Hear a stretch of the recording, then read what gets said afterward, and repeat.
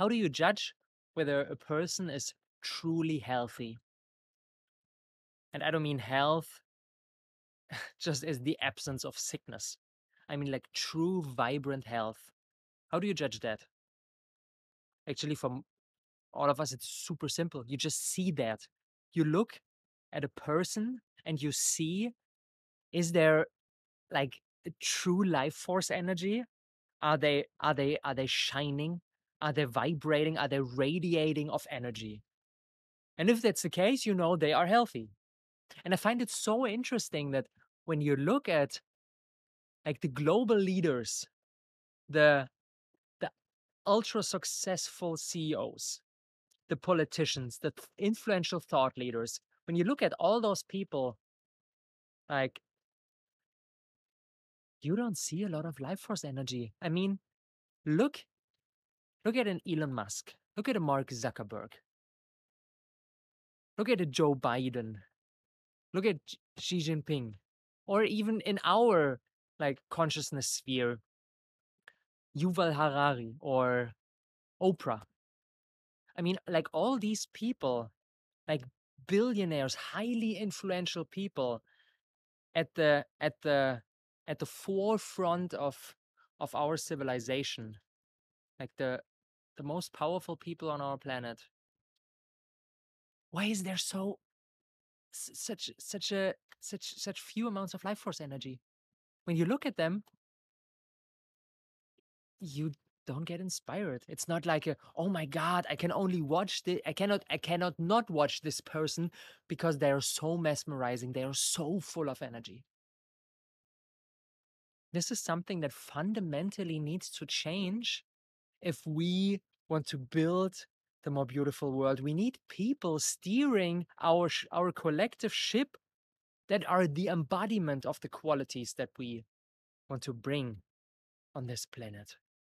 And health, like radiating health, visible, really visible health, really visible life force energy is the prerequisite in order to really build something amazing. Because without it, we lack the capacity. We lack the capacity to really make an impact. And that's why I want to dedicate today's episode to this central question. How do we instill such an overflowing energy level in us?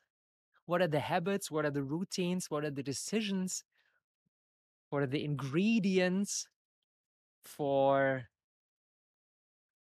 our individual life force upgrade? How can we make that happen so that everything in our life becomes so much more easy? Tony Robbins says, your greatest asset is your energy level. And I cannot agree more. It's so true. When your energy level is so high, like all the obstacles that are between you and what you want to build, what you want to accomplish, what you want to experience in this physical incarnation becomes so much easier. You will attract so many people because everybody wants to be around people who are just bursting with energy. It attracts us magically. And it should be like this because the people with the most amount of energy, with the most amount of life force in themselves, they have the closest connection to life itself, to nature, to the principles of a beautiful life. And therefore it needs to be like this, that these people mesmerize us, that these people attract us magically, because there is a quality that is in alignment with the bigger forces of the universe. And this is a question that I'm exploring for the past like half my life. Yeah, 18, 19, 20. These were the times when I started getting into personal development, into spirituality, into entrepreneurship, into nutrition, into holistic health. And at the essence, there was always this central question: how can we fulfill our truest potential? How can we really express ourselves in our truest essence. And from my personal journey, I came across quite a couple of really, really, really substantial ingredients in order to embody vibrant energy level and live a life that's characterized by strong health, and health not only as the absence of sickness, but health really as vibrancy, really as overflowing life force energy. Something that when we wake, like this morning, I woke up at 4:50. It was pitch black outside. 4:50, I woke up and I sat down for my morning meditation for an hour. And then at the end of the meditation, maybe like the last 10 minutes, I could not focus on my breath anymore because I was just like all the time I was just smiling, and I was so impatient that this day finally is starting and my 1 hour timer is over and I can get outside and welcome this new beautiful day, and I can go into the kitchen and prepare my green juice. Cheers, and have a coconut and just start another incredibly beautiful day. And another opportunity to share my gifts. And this bubbling life force energy inside myself like was so strong. I could not sit still. I could not just stay in bed or something. The energy wants out. The energy wants to get moved. The energy wants to create a podcast. And in the morning I was working and it was so nice. It was so nice. And I believe I from like deep down at my core, I strongly, strongly believe that being full of energy from the minute you wake up to the minute you fall asleep in the evening, like being full of energy the whole day, is normality if we treat our body, if we treat our whole system in the way that it wants to be treated. And the only possibility that we are not full of energy the whole day is if we sabotage that through the decisions that we make, through the life conditions that we put ourselves in, through the way we treat our physical body, our spiritual body, our mental body, our emotional body. And that shows us like it's fully in our control through the decisions we make. We decide whether we want to be bursting of energy all the time or not. And even like, it's so crazy. Before I changed one of my past podcast episodes, I talked about my nutrition journey, and that when I was 20, inspired by my mom, I tried raw vegan diet, eating only raw, uncooked fruits, vegetables, nuts. That's basically it. And at the time I was 20, I was playing a lot of football. I was feeling good. I was feeling good. I was healthy. I was not sick. I was feeling good. I was fit. Like almost all of us at age 20. And still, after trying the raw vegan diet for only a week, maybe even earlier, I think after 3, 4, 5 days, I don't quite remember.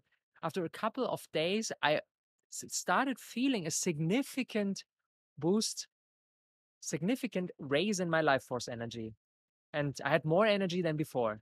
And this is something that I could not imagine before. Before I was like, I'm feeling good. Everything's nice. And then I made a switch, and then a whole new universe opened up for me. And then I stayed on this raw vegan path for the next 4.5 years. And then in the beginning of 2015, I started eating cooked foods again. And I did this until spring this year. Oh, even beginning of summer. Until June 2023. Is it what we have now? So for the past 8 years, I was eating cooked foods again, and I was still feeling good.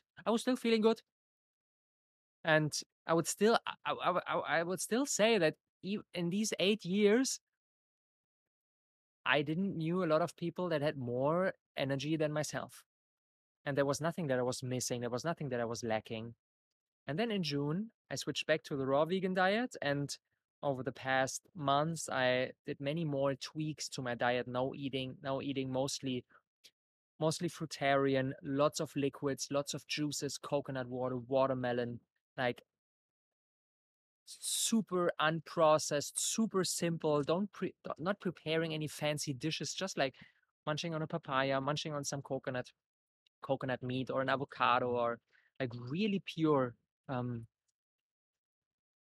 and the amount of life force energy that I feel now is again on a completely different level. And I could not imagine that this is possible. And that makes me pretty sure that what I feel right now is just the beginning as well. And there will be so many more levels coming, so many more energy upgrades that I will be able to experience. And that's so important for me to share, because maybe you are watching this or you're listening to this and you're saying like, I'm in good health. I'm like conscious what I put in my body. Maybe I'm vegetarian. Maybe I'm vegan. Maybe I'm really conscious about my diet. I'm moving. I'm doing yoga or running or all kinds of sports. And I can guarantee you that this is what you now consider as your normality. It's something completely different than what is possible. I can guarantee you that. And I want to invite you to embark on the journey of exploration, how we stop blocking the infinite life force energy that wants to flow through our system. Because all of us, we are all blocking it, including myself. And my goal is to block it less and less and less and less and less. And every decision I make, every change in my circumstances, in my living conditions, and the way I treat my body and the way I treat my whole system, every little change I make leads to me blocking this infinite life force energy a little bit less, and a little bit less, and a little bit less. And every step feels so beautiful. And when I make a step back, which is totally normal, we do two steps in one direction, and then we do another step back. And every time I do a step back, I'm like, oh, no, I don't want that. I don't want that. Something that was normal in the past is not acceptable right now. And then I need to the next day decide for the direction that I want to go in. And it feels so good and it feels so powerful and it feels so vibrant. Yes. Hmm. All right. Let's dive in. But before, I want to share something that excites me so much. If you closely watched my journey this year in 2023, you noticed that this year was something different. Over the past years, I was always in like full entrepreneurship mode, going for it, creating things, building business, making an impact. And this year was a lot of a lot of reflection, inner work. It was not easy. This year was pretty intense, pretty challenging for me. And so over the course of past 8 months, I was working way less than I was used to it over the past years, and this had a lot to do with me really building my base again, over the past years of I I feel that I kind of got lost myself a little bit in all the things I was creating on the outside. And then at the same time, yeah, last year I became a dad. And of course, Leona, my son, demanded a lot of attention as well. And it was beautiful, beautiful, beautiful to care for him. And yeah, at the same time, the beginning of this year, I felt like I need to build my base again. I need to reconnect with myself. I need to make some difficult decisions in my life regarding my relationships, regarding where I live, regarding my my physical health, regarding the way I work, and so on and so on and so on. And that's why over the past months, besides caring for myself and sharing content, I was I was not I was not involved in any like big business projects. Um, and this is something that will change now. Oh, that is so exciting. That is so exciting because I feel like the kind of reconnection I was fortunate enough to experience with myself, and that's one of the reasons why I'm recording this episode right now. The kind of energy, the kind of life force, the kind of like full appreciation and joy I feel for life right now wants to be shared. Like I need to express this. I need to put something out there. I need to build things. I need to create because the energy just wants out. And it's beautiful to record these podcasts, and it's beautiful to engage with all of you in my new Telegram channel that I just launched a couple of, I think it was 2 weeks ago. If you're not part of the Telegram channel, join. It's amazing. Conversations happen there. So many interesting topics I'm sharing right now, like multiple times a day. There's so much that wants to be shared. Books that I'm reading, podcasts that I'm enjoying, learnings that I'm having. I'm sharing voices. I'm sharing like text, links, videos, and so on and so on. It's really my personally, like, it's my favorite place on the internet. So many interesting topics, so many interesting people. Like, it's just amazing. So join the Telegram channel. I'll put the link in the show notes. But besides sharing and taking care of myself, which was perfectly fine for the past months, it's not fine anymore. I need to be out there. I need to work with people again. It's like, I feel a strong craving to to really spread the gifts that I was fortunate enough to unpack over my past almost 15 years in my individual journey. And that means that this year, still in this year, end of 2023, I will be hosting 2 retreats. They will be called Align.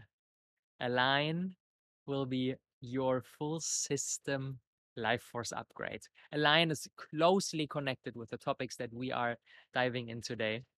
And it's a 10-day experience, 10-day immersion that I will host together with a couple of really brilliant guest coaches, teachers, shamans. We will have 2 occasions where you can participate in Align. One of them in October in Europe. I will be coming to Europe one more time this year, doing the long travel, but it will be so worth it. I feel that deeply. Align will take place in Poland, in the Białowieża. That's a difficult word. Białowieża National Park. I hope I pronounced that right. If any of you speak Polish, please correct me. The Białowieża National Park is, and when I discovered that, I was like, I need to host something there. The Białowieża National Park is the last primeval forest we have in Europe. So like all the other forests we have in Europe are touched by human beings and manipulated by human beings and planted something, and out of their belief that, yeah, we need to control, and so on and so on. The Białowieża National Park is a huge area, 3,000 square kilometers of untouched, pristine forest. It's home to the European bison, the biggest land animal that we still have in Europe. It's an immensely beautiful place.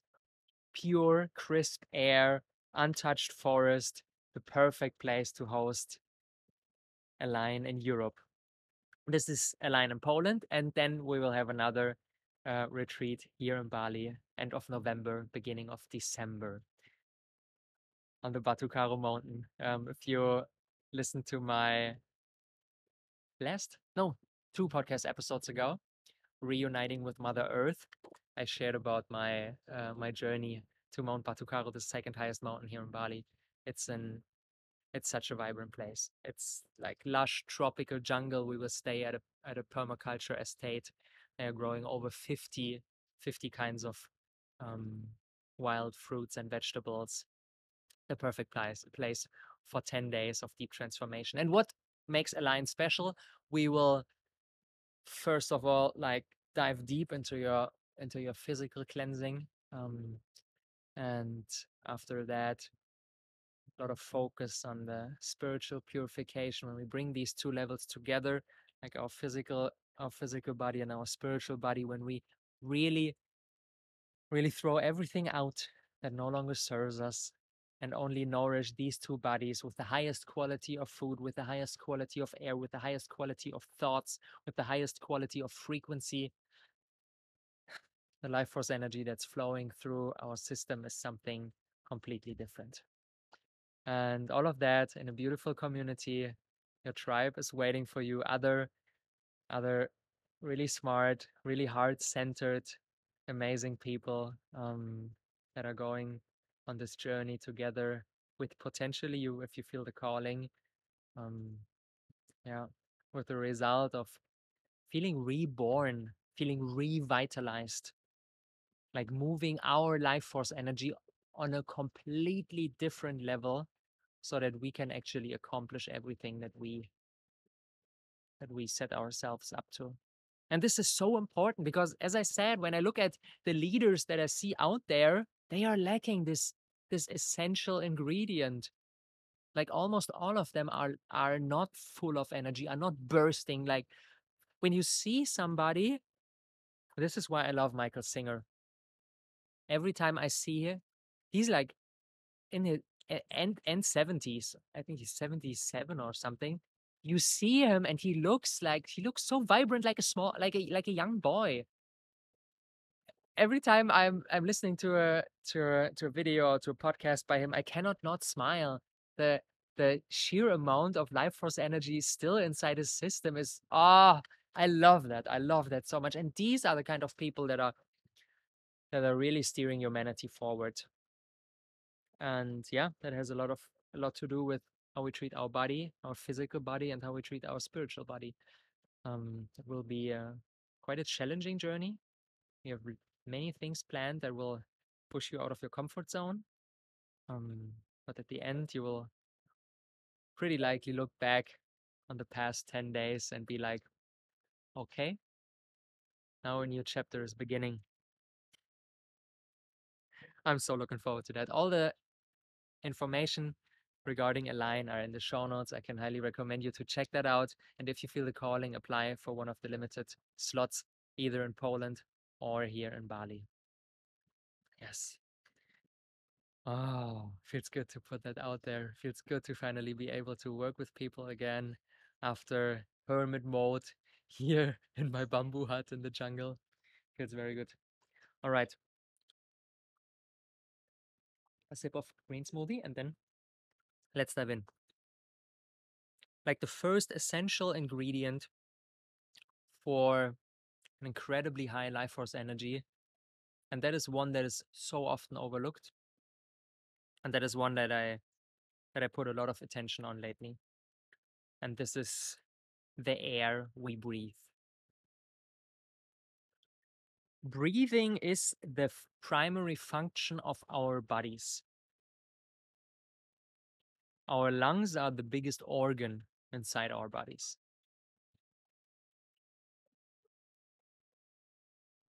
And there's a beautiful saying that the the food we eat is the nourishment for our physical body, and the air we breathe is the nourishment for our spiritual body.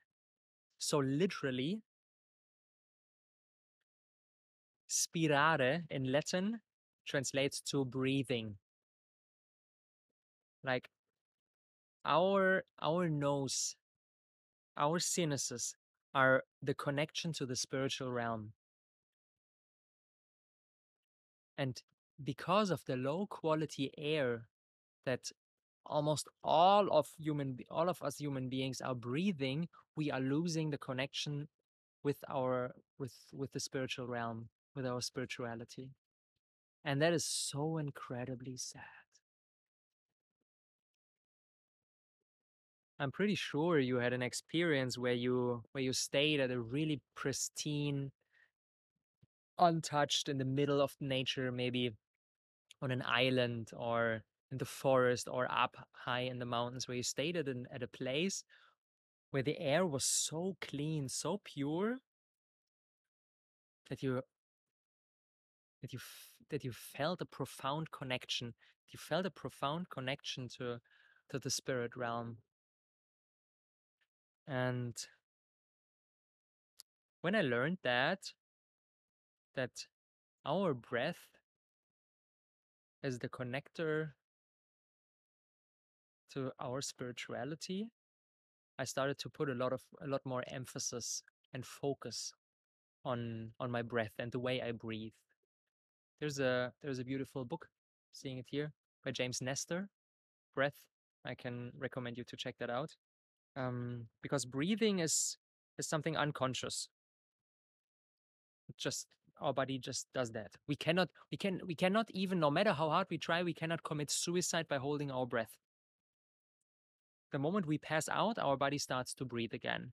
And this shows us like it's the primary function. It's the most essential. Like we can stop doing all kinds of things, but we cannot stop breathing for more than a couple of minutes. It's not possible. Then we will die. It's the primary function of our bodies. And since most of us are doing that unconsciously, we, we are doing it wrong. I want to invite you to really look closely how you are breathing. Observe your breath. Is it like really deep into the belly, or is it very shallow, only like in the upper body? Or is it really quick? Is it nervous, or is it deep and grounding? Really start observing how you breathe. And that's that's my the biggest the biggest advice I can give. It's my number one learning um out of James Nestor's book. Don't breathe through the mouth. No, breathe through the nose. Why is that the case? Our nose filters the air. Our mouth is not designed to filter the air. Like all the air gets like fully in. That's why we have hair in our in our nasal cavities. They are there for a reason. They are there to purify the air. Imagine like breathing air that is polluted by civilization, by traffic, by all kinds of things, and breathing through the mouth, like all the bad quality air immediately gets into our system, and that's pretty bad. That's why it's so important to breathe through the nose. And maybe that's something that you are doing naturally already. That's beautiful. And maybe that's something that is not a habit, and you're breathing through the mouth often. And then that's something that we are invited to train. Something that I did not try yet, but I'm curious to try is taping our mouth in the night, like really putting a tape on it, so that we are forced to breathe through the nose and we cannot breathe through the mouth. I have a lot of friends who are doing this like regularly, and they are really, really, really blown away by the effects that has, because it trains us to to breathe through the nose, and that's why our sleep in the night is better. We are recharging better. Um, there, like, check out this book. Check out James Nestor's book. There are a lot of studies in it. Like really people with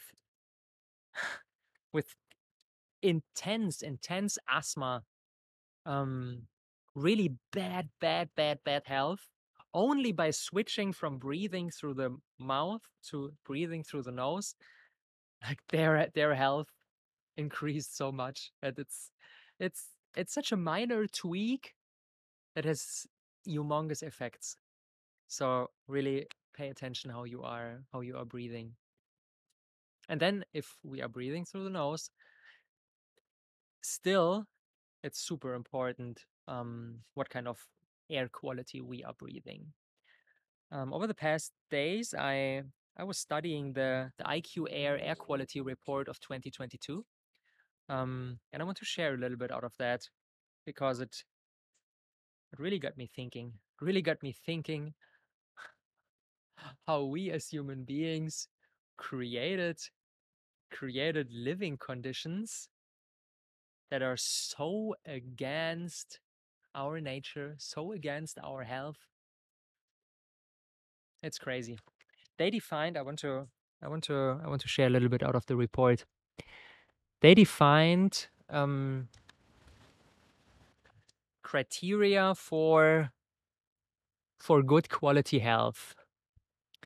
And like the standard that they set was less than 5 micrograms, a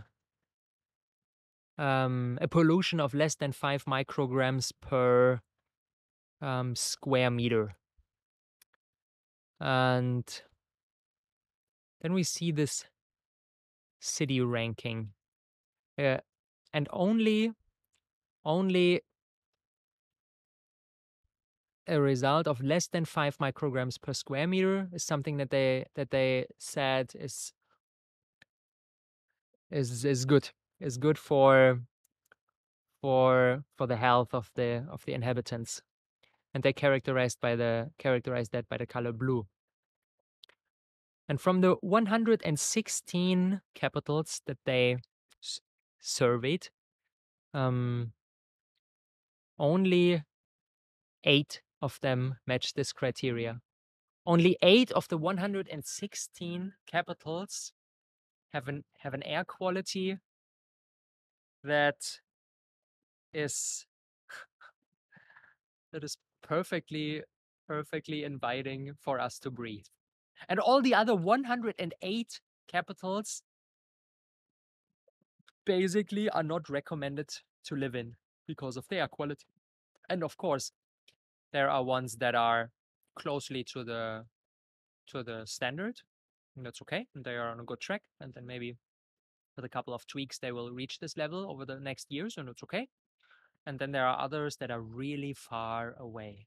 Really, really, really far away. At the top of the list, we see N'Djamena, the capital of Chad in Africa. We see New Delhi in India. We see Baghdad in Iraq.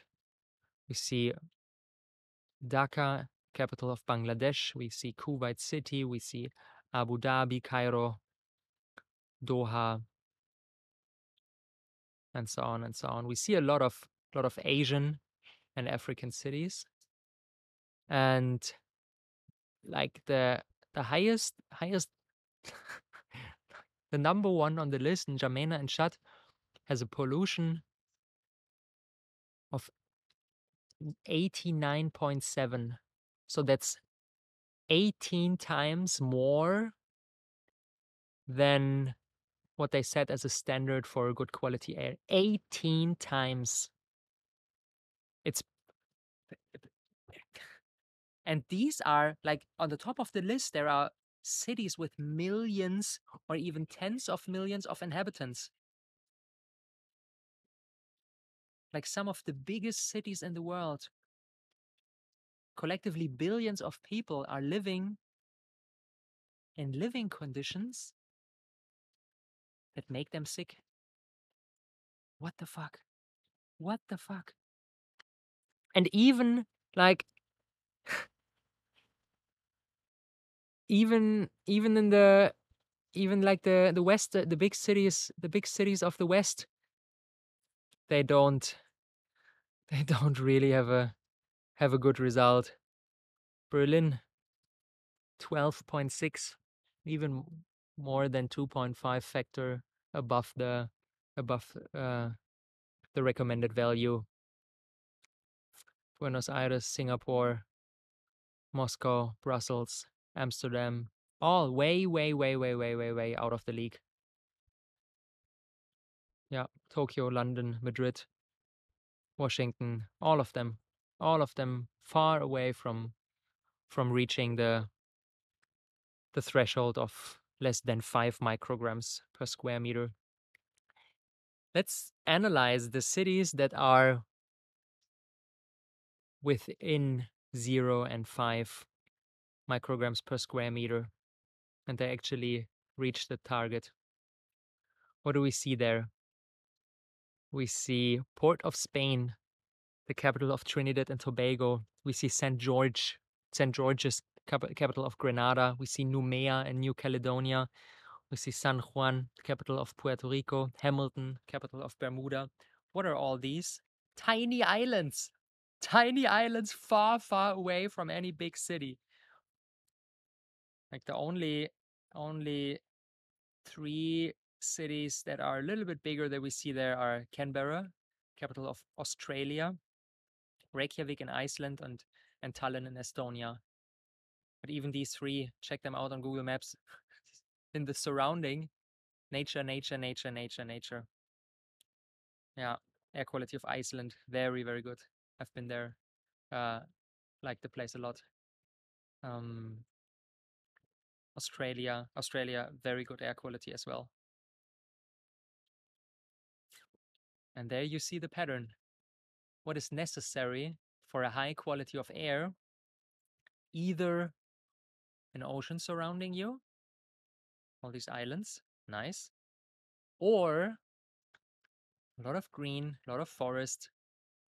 Yeah, this is what creates a good air quality. Nature. What a surprise. What a surprise. Yeah, and the cities that have the worst results, yeah, exact opposite. Concrete, concrete, concrete, steel, steel, steel, pollution, cars, traffic, factories. Yeah. So it's no rocket science. when you ask a child, like, what makes good air quality, they would say, yeah, of course, living in nature and not so much traffic and not so much pollution from cities. Everybody knows that.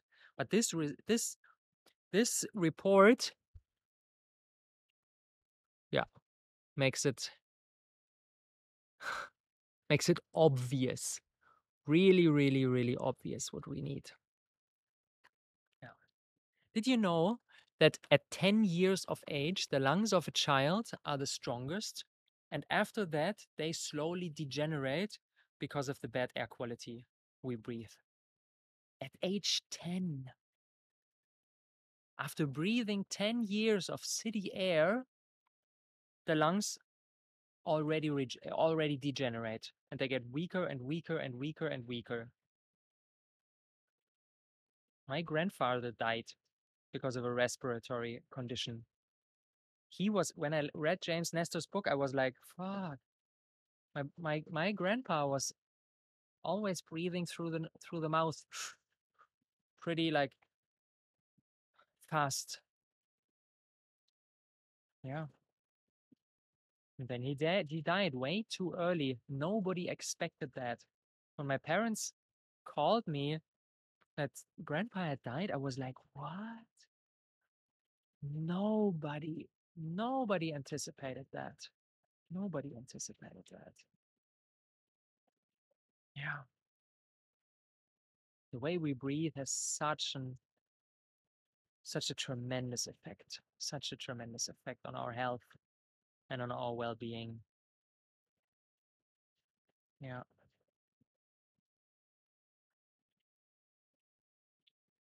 Airplane pilots that are quite experienced are able to, that's so crazy, are able to tell the city that they are passing by without any radar, GPS, map, whatever, just by the size of the pollution, of the pollution cloud above the city.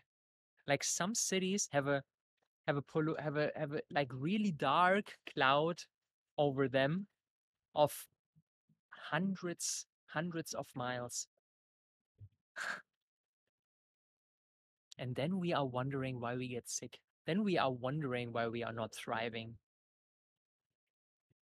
Recently, we flew to Jakarta, to the capital of Indonesia, to get a couple of things done at the embassy. I hate going to Jakarta.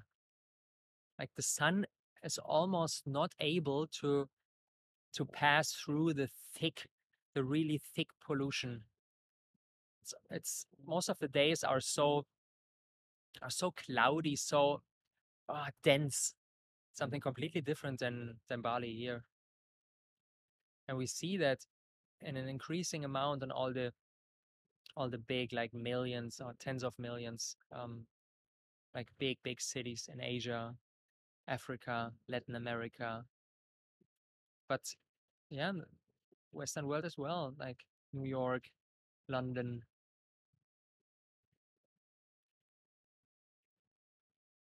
This got me really thinking, and it makes it so obvious that we human beings, if we really want to thrive, we need to live in nature. We need to live far away from cities, because like no amount of masks, no amount of air purifier can turn can can turn like this stagnant bad quality air that we usually are breathing, that I was breathing most of my life. I was growing up in Berlin. Air quality in Berlin, look at the report, not good. Like, yeah, we belong to nature. We belong like far away from cities. The best air qualities are on islands and in regions like in high altitude mountain regions, very good air quality, or really like in forests, jungle with a lot of greens. Yeah, that's why I love Mount Patucaro here. Really high jungle, like the air quality is, oh, when I'm there and I'm breathing, I'm like, give me everything. I don't need food. I don't need food. I can just breathe. Yeah. And then I checked on the portal there who did the that did the test, the IQ Air. I checked the air quality of the Białowieża National Park, where we are gonna host the first Align retreat. And close to the area, they didn't do any measurements like directly in the national park. It would be way better, but they did a measurement like closely, and this area has a value of 1 microgram per square meter, which is a third of the winner on the list that I showed you. Like, it's like by far the top result compared to all the cities they analyzed. That's no wonder. That's no wonder. That's no wonder. Yeah, that's something to really ponder. Can highly recommend you to dive deeper into the topic of breathing. Read James Nestor's book and check out the IQ air quality report if that interests you. Check out maybe the place where you are living, and maybe that inspires you to rethink where you're living. Yeah.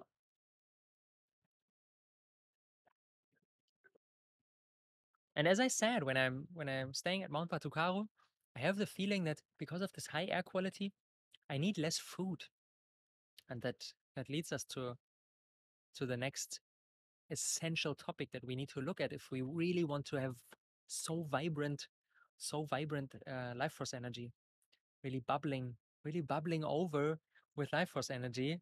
The topic that we need to look at is obviously nutrition. And as I shared in my podcast episode about my nutrition journey, and I have the feeling that every day this journey accelerates and accelerates and accelerates. The amount of energy that I have is like completely attached to the density of food that I put in my mouth.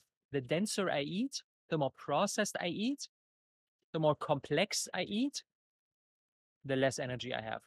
It's like it's so crazy. 2 days ago, 2 days ago, I made another experiment. I'm like always doing experiments. I know what suits my body best is as much water as possible, juices, watermelons, fruits. When I only eat that, when I only eat like fruits and juices, my energy level is through the roof. But then 2 days ago, I said like, oh, okay, let's do another experiment. I'm a little bit craving some nuts, and then I created a dip out of sunflower seeds and almonds, and I ate that with all kinds of veggies, right?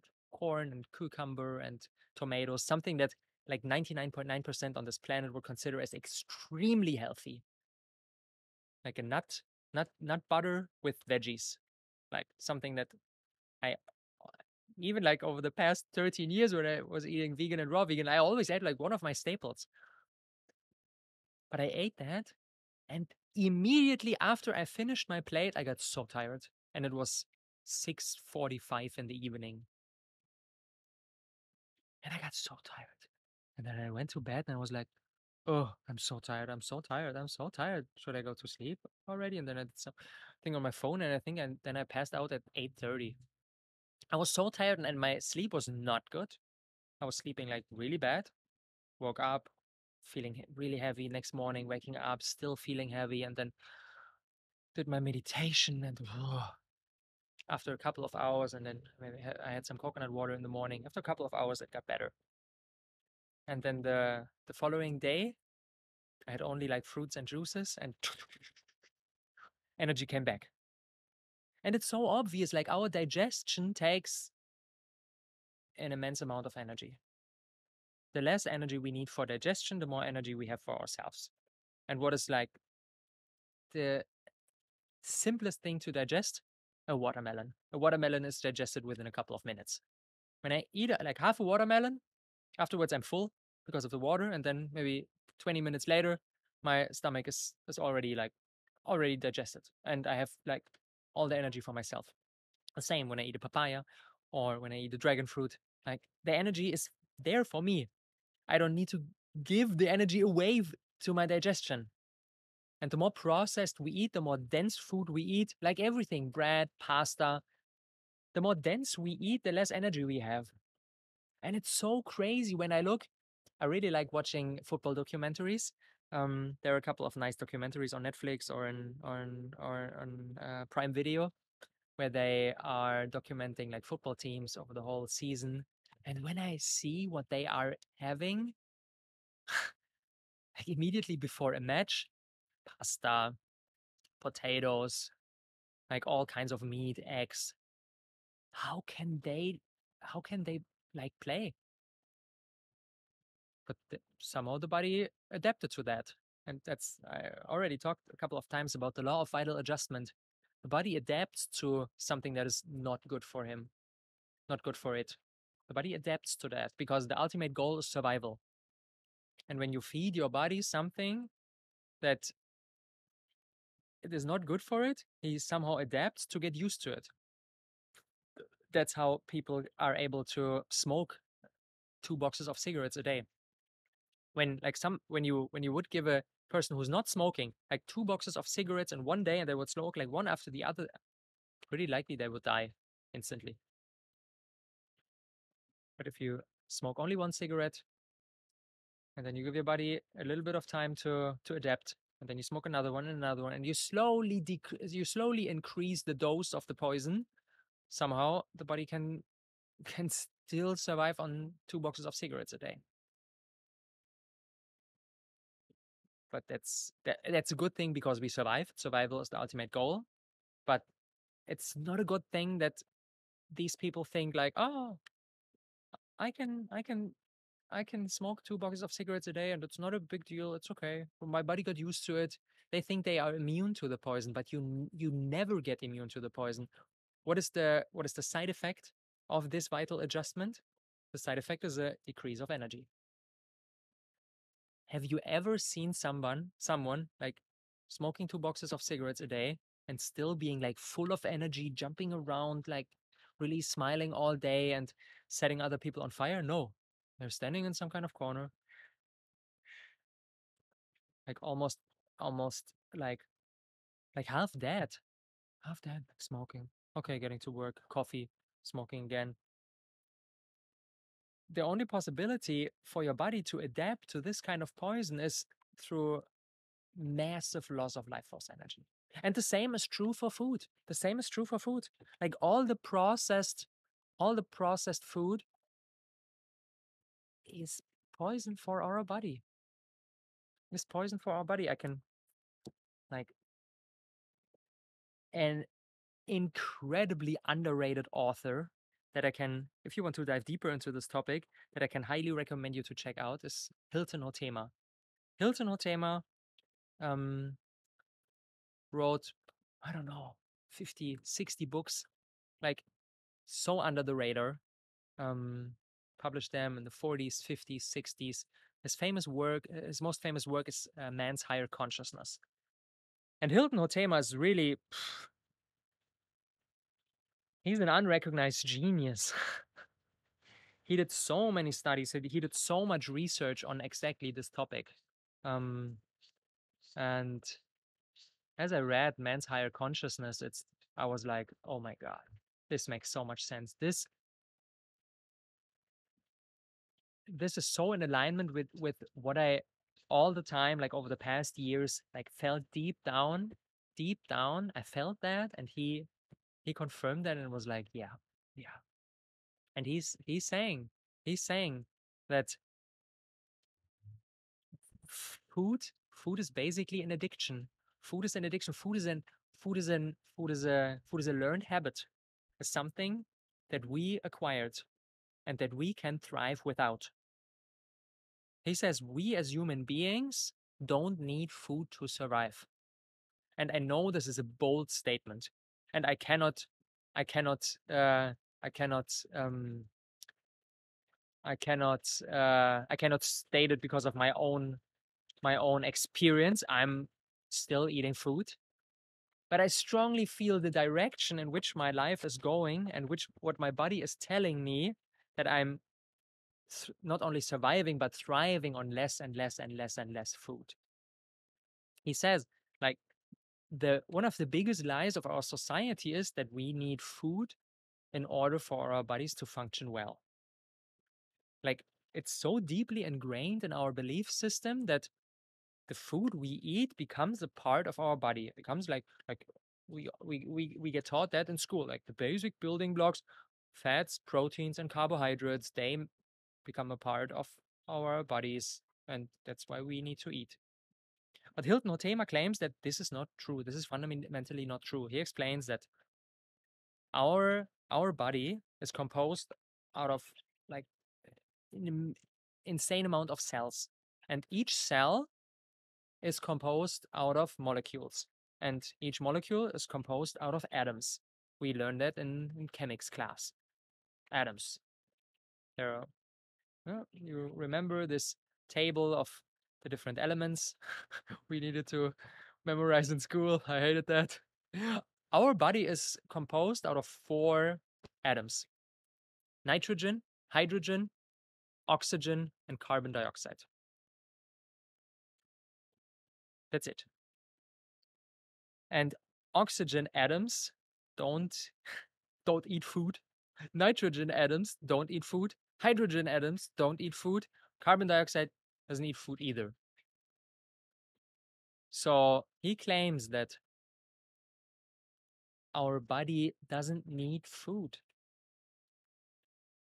And the way our body was built was not through the food we put in our mouth, but through the primary cell. Like, in the beginning, there was just one cell. This is how we human beings evolved through evolution. There was one cell, and this one cell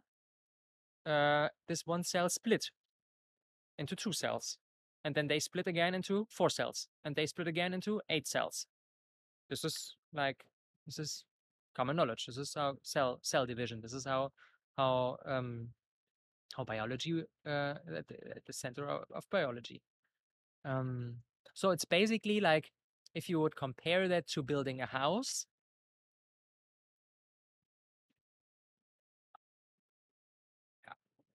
you could say like that there's one brick, and this brick splits, and then there are two bricks, and then they split again, and there are 4 bricks. So all the full house is built by this magic brick that can duplicate itself or they can split, and then there are two, and that's how the house is built.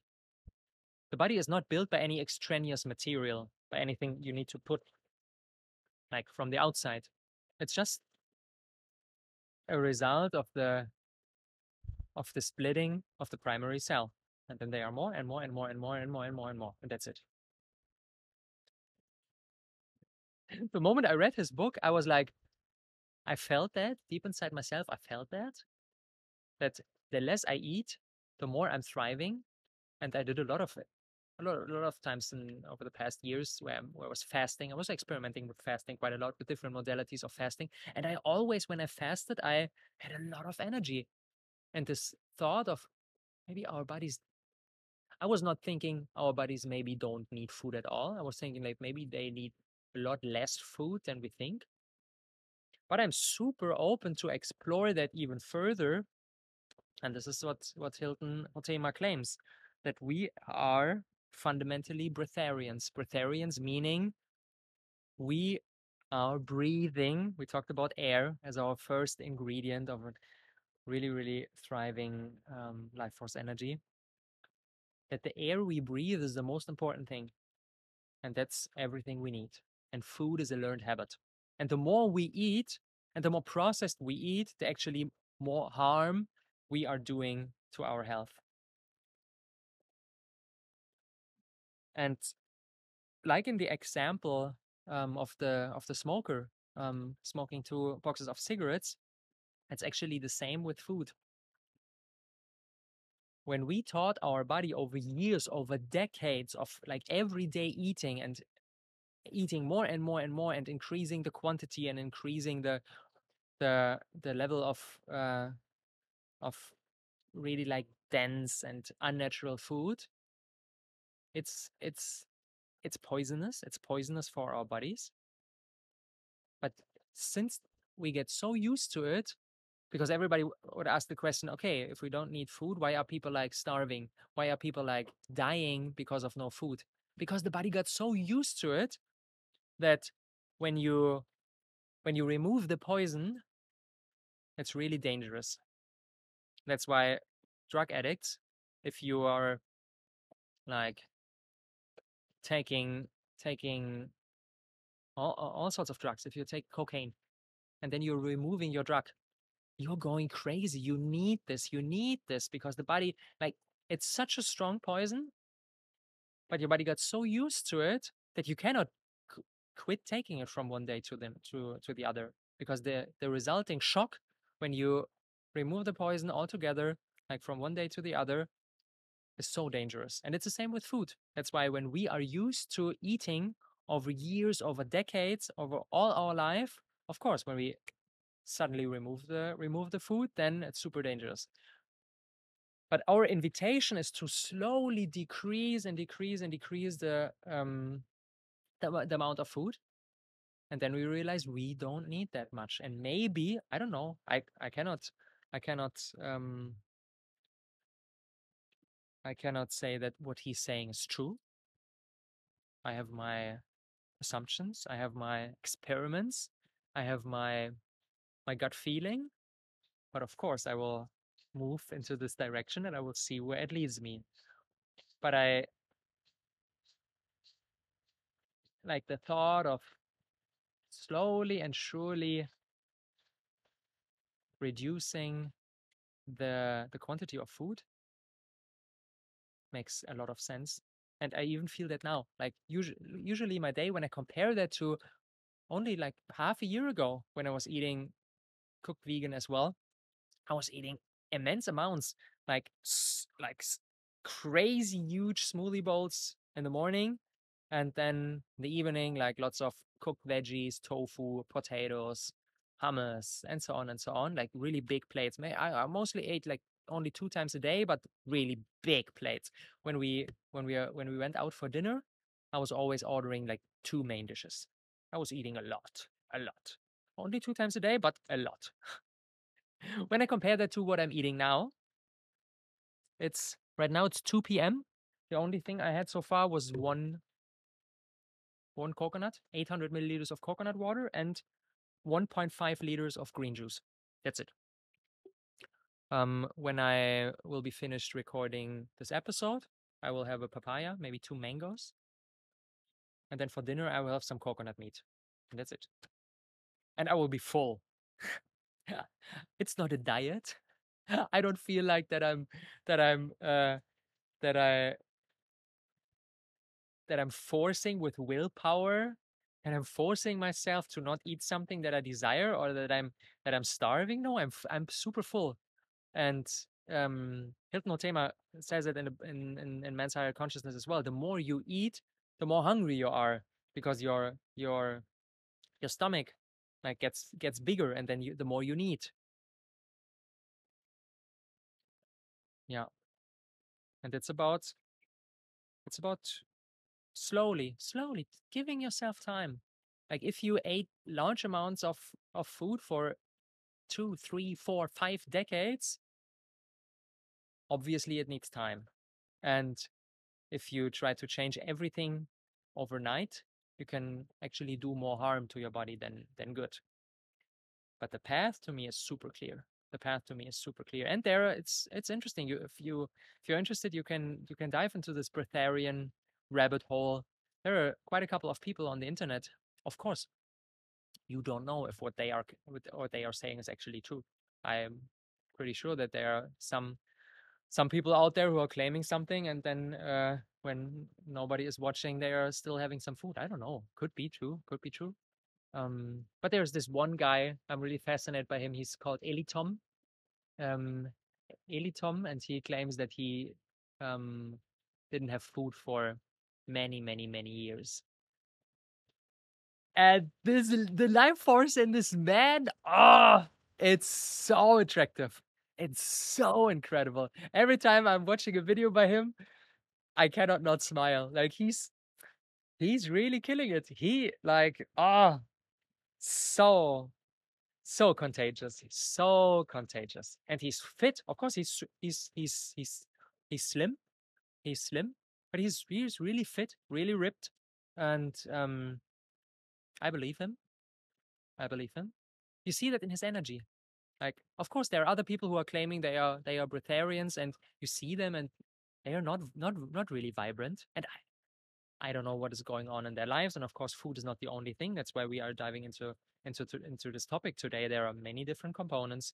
Like, it's not only about food, but food is a substantial ingredient for thriving health, for thriving energy. And that's why I believe him. I believe him. Yeah. But of course, everybody is invited to make their own experiments. Yeah. But it's just, for me, it's just logical, because there are so many studies around fasting, and fasting is basically a temporary state of breatharianism, a temporary state of not eating food. There are like so many studies. I prepared a couple. Let me check. Dr. Leon Wilcox did an orange juice fasting with a woman, 18 years old, overweight, sick, really unhealthy, wanted to commit suicide, really desperate. 18 years old. So how sad is that? And she went on an orange juice fast, only drinking orange juice for 6 months straight. Lost all her weight, like her life changed completely, only through orange juice. Giovanni Succi did fasting exhibitions where he fasted 80 times between a duration of 30 and 40 days. And all this over a period of 10 years. So that in total, he fasted in almost 9 out of 10 years. And he was doing amazing. There was another crazy case. Theresa Neumann, German woman, had no food for 35 years. We can look these cases up. That's so crazy. That's so crazy. There are like Indian yogis who are doing the same out of spiritual beliefs. There are many, many, many cases. many, many, many, many cases of people who are just thriving without food, and some of them without water as well. And again, this is not me saying that you need to do anything. This is just me exploring options, exploring truth. And when I look at my journey over the past 13 years, 13 years ago, I started eating raw vegan. Before I ate at McDonald's 3 times a day. Not 3 times a day, 3 times a week. And when I look at my journey from then to now, it's obvious, like the amount of calories I eat, like calories are a lie. The amount of calories I eat are way, way below what is recommended. Do I feel amazing? Yes. Do I intend to do that for a fast for 10 days, 3 weeks, whatever? No, that's the lifestyle. That's my lifestyle. I switched back to raw vegan almost 3 months ago, and I'm not I'm not planning of stopping anytime soon because I feel amazing. And this is what I want to say. Like, have trust in your body. Like, your energy, your life force that you feel, this is the best indicator of what is going on of your health. No amount of tests, no amount of like some crazy analysis that some doctors are doing in a hospital or whatever. Nothing can tell you the truth as good as when you deeply connect with it, with yourself, and sense. Am I flowing over with energy from the minute I wake up to the minute I go to bed? If yes, perfect. Continue. If not, experiment. Change things. Go more lightly. Because yeah, the more energy your digestion uses, the less you have for yourself.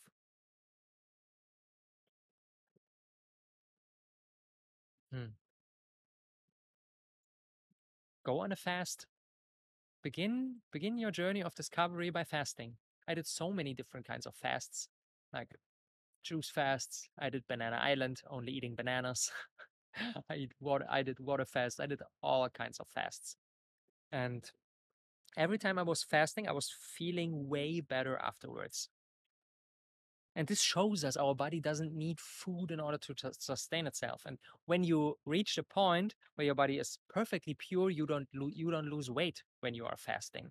The reason why so many people feel sluggish and have no energy when they are fasting is not because they don't eat food and they don't get energy from their food, but because the body auto intoxicates. Because of the removal of food, the body has like all the time, all the focus, all the energy goes to, okay, now I can get rid of old shit. And then of course, when you go into the basement, you will find things that stay there since way too long, and then you will get rid of those. But in the meantime, they intoxicate your system, and that's why it's important to aid your body through colonic cleansings, through drinking a lot of water to get rid of the toxins. But after your body is really sufficiently pure and the basement is cleaned up, then it will be totally different. Now, when I'm fasting, it's completely different than when I did my first fast. When I did my first fast, I was headache and really feeling bad. And now when I'm fasting, when I'm like, I did, I think I did 12 or 14 days only on coconut water, fruit juices. I had the occasional watermelon, but like mostly liquids. I was doing that for 2 weeks and I didn't even feel any difference to usually. I had way more energy and there was no sluggishness, no feeling of okay, there's a lot of stuff in the basement. You see that on your tongue. No, I think my tongue is green now. Have a look at your tongue when you wake up in the morning. When you wake up in the morning, first thing you do before you do anything else, go into the bathroom and check your tongue in the mirror. Is it really, really white? Does it feel maybe there is some strange taste or some strange odor? If that's the case, your body's not pure. The purer your body are, the purer your intestines are, the more rose your tongue is in the morning. I'm not fully there yet. Every morning I use my tongue scraper, but it's getting way better, especially since I started eating raw vegan again since 3 months. It's gotten so much better. Before, when I had a like a heavy dinner, like a poke bowl and then some dessert, some cake or whatever, the next morning, not a nice smell, not a nice taste. Like really check in with yourself. How comfortable do you feel if you're in a relationship? Maybe with someone you just met. You're still in the honeymoon phase. Are you comfortable? Are you comfortable kissing your partner first thing in the morning after waking up, before brushing your teeth, before drinking something? Are you comfortable kissing your partner? Not just like, but really like a proper kiss.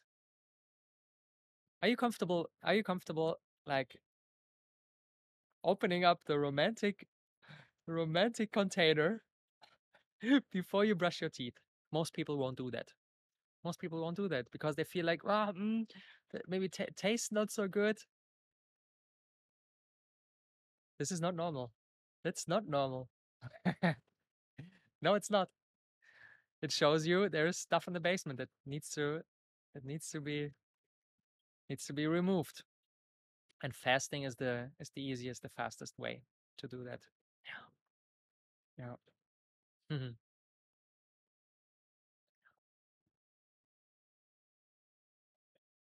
Okay, I have another one. I have another controversial thesis by Mr. Hilton Hotema. He says, "Oh my God, the green juice is so good. I get like I need to pause for a second. One sip of the green juice, the amount of life force energy is just wow. It's just wow. When I compare that to like eating a sandwich or whatever I did in the past, I'm like, how could I sabotage my life force energy? I could like ah, I could write a poem for this green juice. Oh my God. That's incredible. With papaya leaves, with kale, with spinach, fresh pineapple, Balinese pineapple. Oh my God. Oh my God. Okay.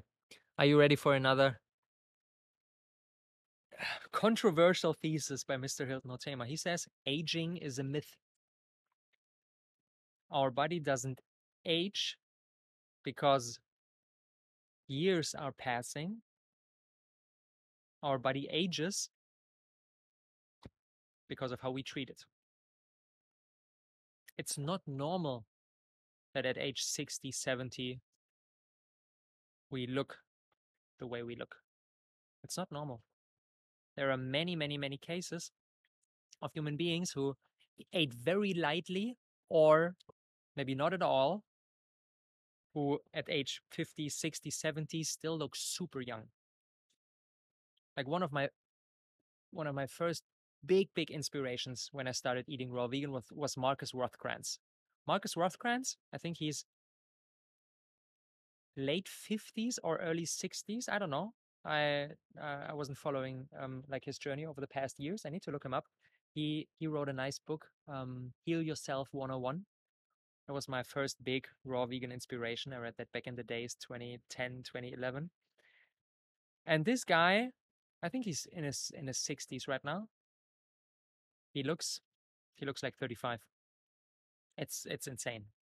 It's really insane. You look at him and you're like, oh, maybe you just you just finished your studies and you're starting to work. But he could retire in a couple of years. It's crazy, and he's a raw vegan since many years. And yeah, Eli Tom, I already mentioned, this breatharian guy. Of course, his beard is gray. You see that he's not like in his 30s.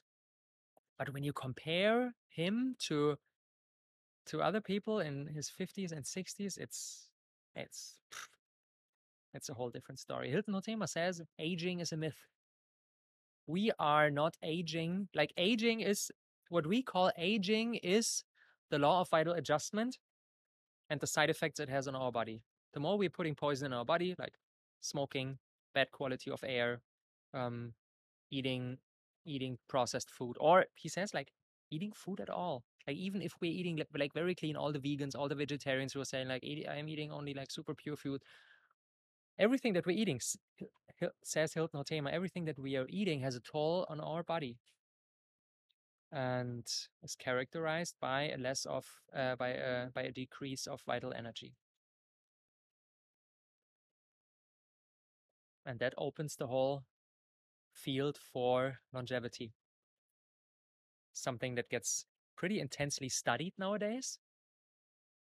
But the people who are studying, like, who are really at the forefront of this quest for maybe we won't die, like we need to we need to create crazy technologies so that we will fight death and we will not die.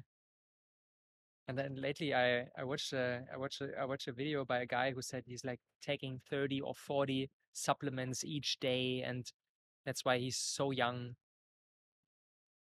It's so crazy. Like the most obvious, the most natural path of questioning what you eat. This is something that most people don't look at. But what if, I'm not saying that like this is the ultimate truth. Like I'm exploring it. It's it's a thought that really intrigues me, and that's why I'm sharing it with you to continue being on this journey. Maybe in the future I will realize that it's not true for me. Could be, could be. I don't know that. I just want to say that. But from everything that I was experiencing over the past 13 years, like my life force energy now at 33 is so much higher than my life force energy back in the days 29 when I was 19. Of course, 33 is still young. But when you look at these examples of people in their 50s, 60s, 70s, 80s who are still so vibrant because of eating super light, even when you look at blue zones, like I was studying blue zones for quite a while, a couple of years ago. These are a handful of areas in the world where people are getting like extraordinarily old, where there's a high concentration of centenarians, people over 100. A couple of areas in Costa Rica and in Sardinia and in Japan. And what are the common characteristics of the people living in these areas? They are eating super lightly. They are eating low, like tiny quantities, no processed food. They're spending a lot of time outdoors, living in areas with high quality air, not in big cities. Like all the areas, all the blue zones, they're rural areas. And then I'm imagining, okay, what if like these people wouldn't eat bread and having the occasional glass of red wine, but instead would drink celery juice or maybe nothing at all? How many centenarians could we have then? What could then be possible?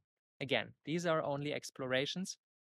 Can highly recommend you to check out Hilton Hotema's book. He shares a lot of stories of people who died at age 150, 200, 250, 300. He even says, and I know now we're getting like super crazy, and this is something that even my mind has a hard time accepting. He even says that like early human beings, when they were still breatharians and didn't eat anything at all, like lived for tens of thousands of years, and we are dying at 77. And he says like our journey is a slow decline of life force energy. Yeah, it's an interesting frontier to explore. It's an interesting frontier to, and it's super important to not embrace this with an attitude of, oh, I need to I'm doing everything wrong, I need to do this, and out of a feeling of guilt, okay, I cannot have my favorite food anymore and I need to eat the carrot instead. No, like have fun, enjoy your life, but realize that the enjoyment, like the joy you potentially could feel, like the bliss you could potentially feel of living in a pure body and vibrating of life force energy, is something completely different than the joy we could feel of having our favorite burger at our favorite restaurant with our friends and having a beer afterwards. Yeah. Yeah. Story of my life. Learned that many, many, many times over and over again. That nothing nourishes my body as well as this green juice or my homegrown papaya from my own garden. Nothing. Yeah. And still inside myself, there is this voice of, I don't want to give this up. Maybe there will be a time when I won't eat the papaya and I won't drink the green juice. Maybe. But I will only go there if what is on the other side is even more fulfilling, is even more joyful. And then I won't have a hard time like not drinking the green juice because maybe I will be flying like all the day and I will not sleep at all. This guy, Eli Tom, says he sleeps for 2 to 4 hours every day. And there is a strong correlation that I perceive as well. The less I'm eating, the less sleep I need. Today I woke up at 4:50, full of energy. And before, like the past 18 months since my son was born, he gets up every day, 5:30, 6, 6:30, something around this time. Every time he wakes up, I'm like, oh God, can I sleep for an hour? And now I'm actually like, I'm up before you. I'm up before you and have a meditation before you are even awake. This changes everything, I can tell you. This changes everything. This feels so good. This feels so, so good. Yeah. Sleep is another very important topic. Of course, it's about quality. I don't want to get super deep into like quality sleep. It's connected with all the other topics as well. Like when we are living in a place immersed in nature, of course, our sleep quality is so much better. When we're living in a concrete box with stagnant air, our sleep quality is very bad.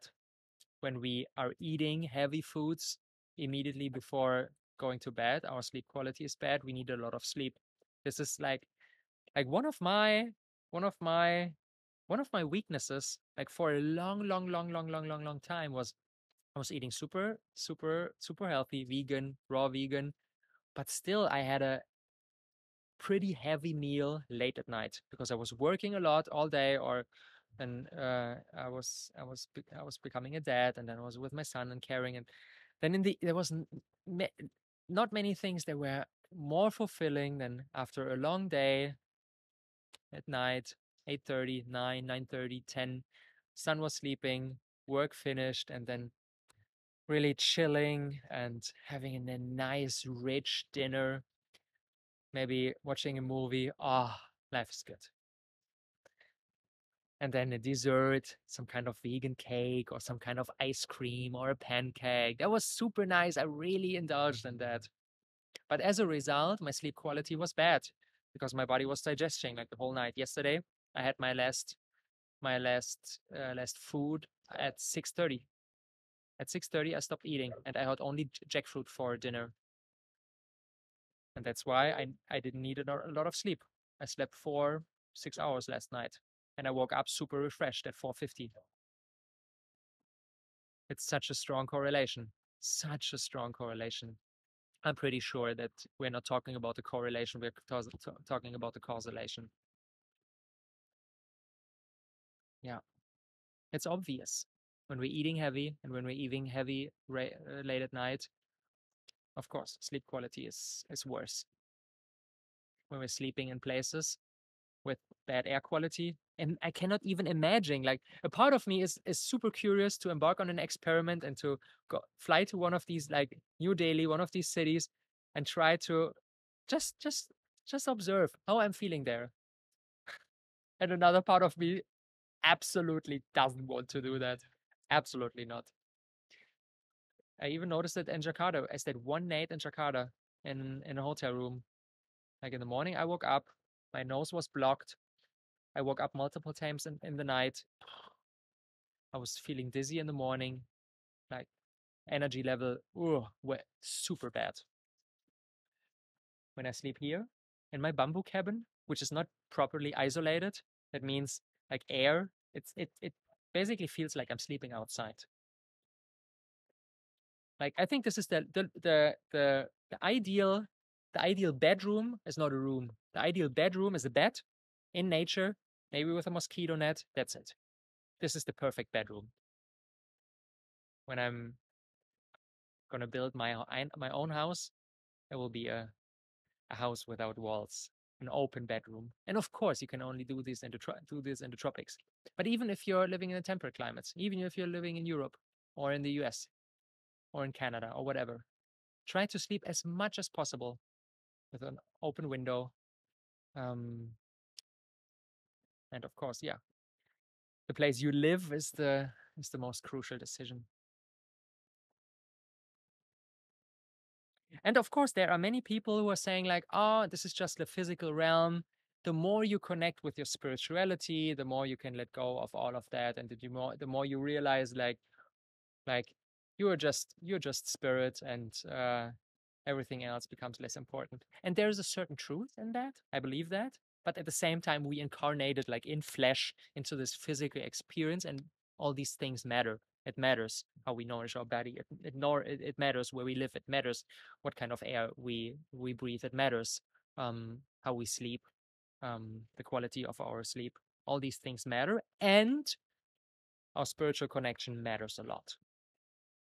When I started getting into meditation again, today is day 40, I think, or 41. For the past 40, 41 days, I was meditating 2 hours a day. And this has a tremendous effect on my life force as well. Like every time I'm getting like stressed, there's something going on with work or with my son or whatever, or I had maybe a little bit too much food or whatever, I'm getting into my meditation and it purifies me. Every time, like the last minutes of my meditation, the last 10, 15 minutes, I'm just sitting there, profound peace, just smiling, just being in full surrender, in immense gratitude that I'm able to experience this. Like starting my mornings before sunrise, sitting there for 1 hour on my meditation cushion. And then, even though my eyes are closed, I'm realizing that the sun is slowly rising. It's getting more and more bright around me. And then I hear the gong, and I'm like, okay, meditation is over. And I slowly open my eyes. And I'm so full of joy that I'm able to experience another day. And I'm sitting there and saying, thank you. Thank you, thank you, thank you. Thank you that I'm able to experience another day. Thank you for the gift of another day. Ah. And of course, the less we hold on to any things, the less we worry, the more the life force energy can flow. This is the perfect start into the day. Having a very well, very, very, very well night, like good rest, high quality of sleep, like in my bamboo cabin in the middle of nature with not a lot of digestion going on because I had an early dinner. And then I'm waking up 4:30, 4:45, 5 p.m., 5 a.m., 1 hour of meditation, and starting my day, sunrise, having a fresh coconut water. This is like, this is the routine of champions. Like, life force energy cannot not flow. Yeah. Yeah. And yeah, spirituality plays a huge part over my past podcast episodes. I can highly recommend you to check out my episode about the surrender experiment. The more we connect with the spirit realm, and as we said in the beginning, like breathing is our connection to the spirit realm. Meditation enhances this greatly. When I'm always fascinated when I'm looking at athletes, like really professional athletes at the top of their game, like world class. And when you're watching documentaries or interviews with them, and they are saying like, ah, yeah, I'm nervous about the next fight or the next game or whatever, so much energy gets lost. So much energy is contracted because of worries about the future or regrets about the past. And this is where spirituality comes in. Spirituality basically means live in the present moment, only in the here and now. Ramdas says, be here now. When you're only here now, when I'm only here recording this podcast, not worrying about anything else, not what anything else is going on, when I'm only here, energy is flowing. When I'm with my mind, like in the future or in the past, energy is blocked. I think this has an even greater effect on our life force energy. than food and sleep and air. It's hard to judge. I think all of them are super important. But if I manage to live in the present moment, just in the present moment, I'm a vessel. I'm a vessel. I'm a super clean vessel. And the energy is flowing through me. And the more I'm in the future or in the past, the more I'm afraid. Like fear takes you out of the current moment. And at the same time, being in the current moment is the remedy for fear. Because if you're fearful, if you're worried about the future, then you're not here. And when you are here, in the current moment, there is no fear. In the current moment, everything is perfect. I'm sitting here. There's no threat. There's nothing. It's just, I'm just here.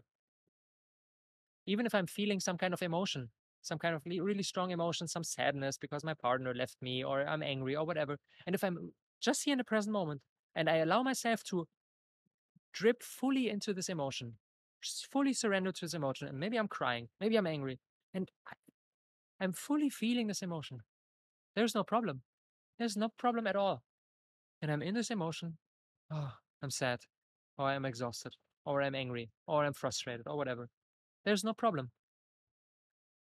The problem always gets created by the mind saying like, oh, you're sad and you need, but instead you need to be productive, you need to work, you have this big appointment tomorrow, don't open up yourself for these emotions because otherwise you will drown in them and you won't be able to perform tomorrow. And whatever our mind is fucking creating that is taking us out of the current moment. Be here now. This is the essence of spirituality. Be here now. Mm. Yeah. Yeah. And then maybe this is the last box I want to open for today. Super important, tremendous effect on our life force, our relationships, the people we spend time with. Do they actually nourish us? Or I wouldn't say nourish, because when we are taking all the other topics seriously, breathing clean air, feeding our body consciously, wisely, living in the current moment, sleeping well, we don't need to be nourished by anybody else because we are full. We are so full. Then we just need to put ourselves in social situations that don't don't subtract from this full energy. Yeah. Mm. Yeah, everybody knows you're the average of the 5 people you spend the most time with. And that's why, for me personally, the more I got into my own purification journey, the more I became a hermit. And that's not to say that I want to stay a hermit. We are social animals. I love human beings. I love being around like human beings that are really ah human beings with a high energy level, who are really going for it, who are doing their thing, who are conscious, who are open, loving, kind. Oh my God, I love that. I love that. I love that so much. But I don't need that. I can be with myself, super happy.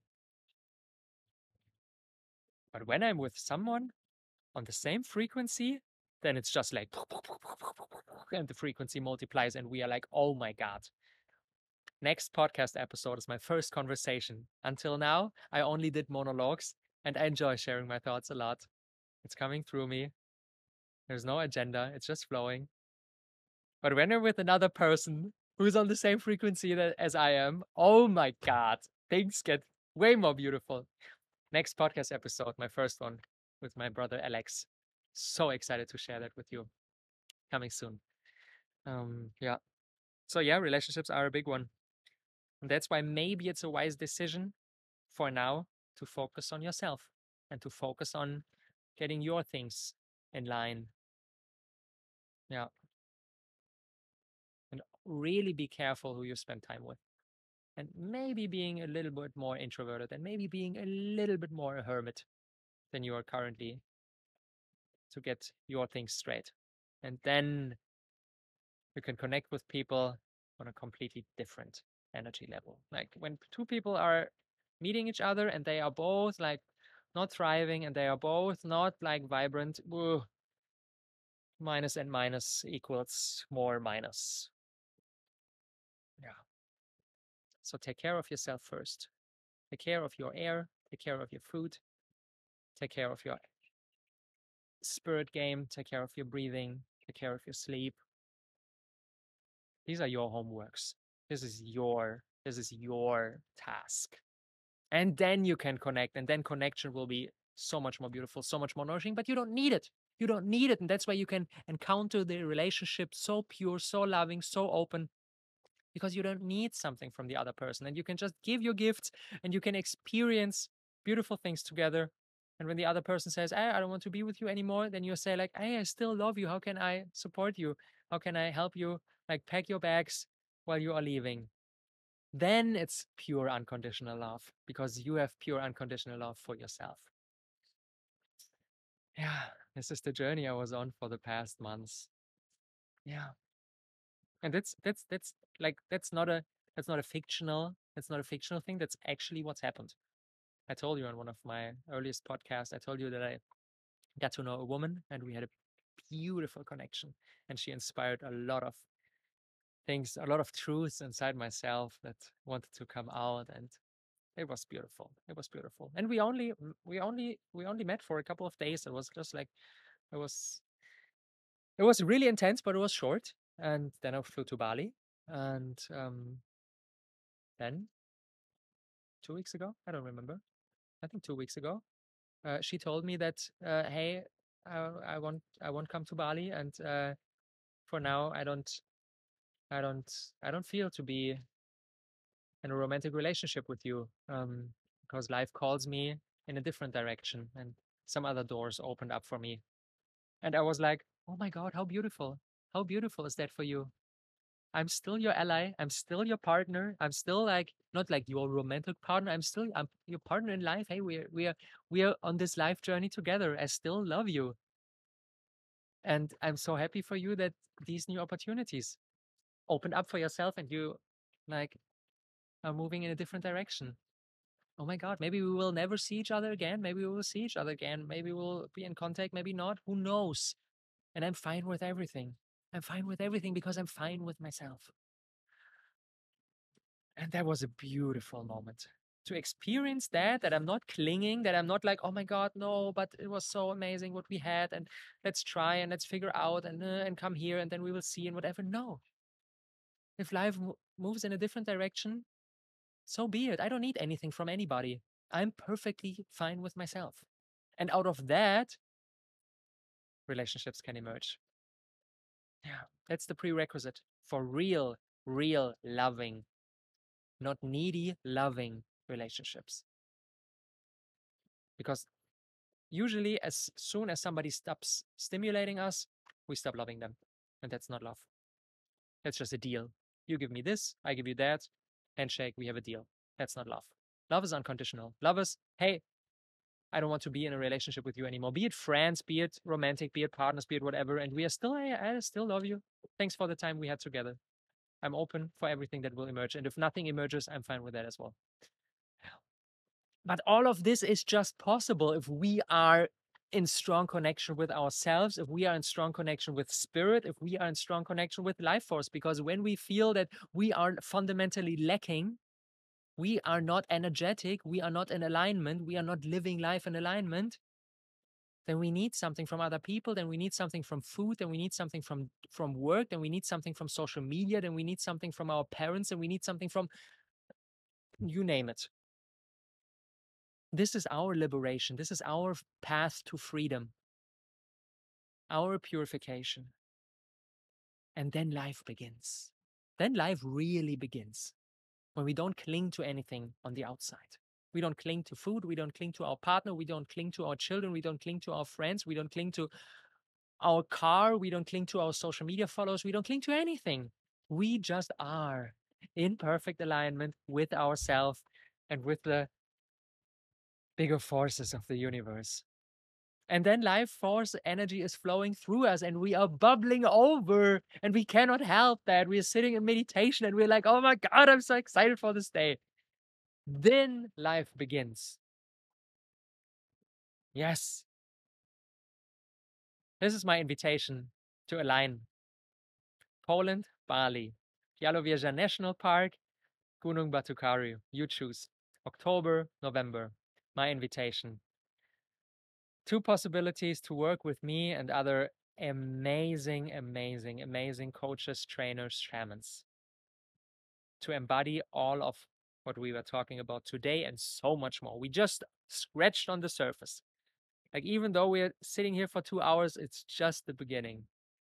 10 days of embodiment, 10 days of coming into full alignment with yourself. And even though you currently think like, hey, I'm doing good, I have energy, business is running good, relationships is good, eating healthy, you cannot imagine what is possible. I'm telling you, because I could not imagine what is possible. And I still cannot imagine what is possible in the future. I can maybe imagine a little bit, but it's just starting. It's just starting. So yeah, if you feel a calling, apply. Let's hop on a call, figure everything out. Of course, Align is living in the sacred economics. Super inspired by Charles Eisenstein. No fixed prices. So your investment for Align will be contingent on your financial situations and the value you receive. We'll talk about everything on a call.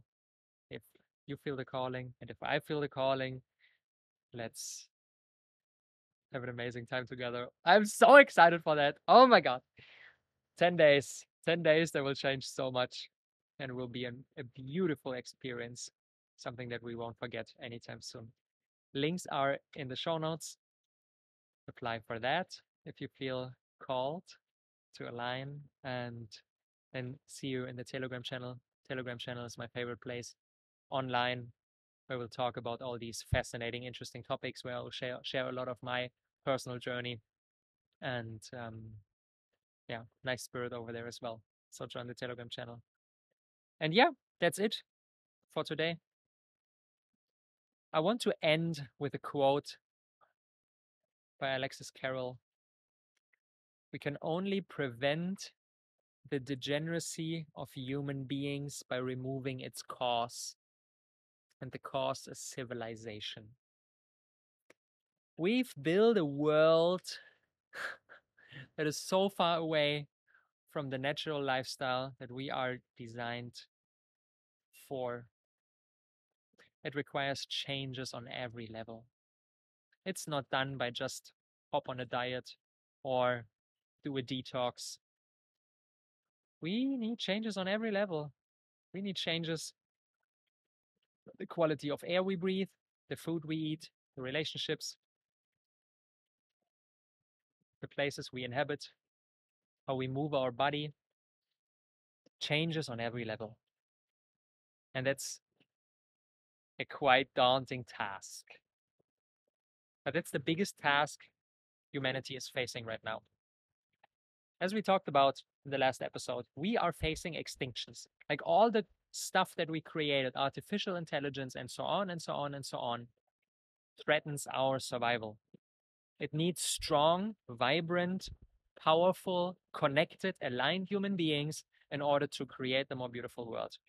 And this is something that I dedicate my life towards. Spreading truth and supporting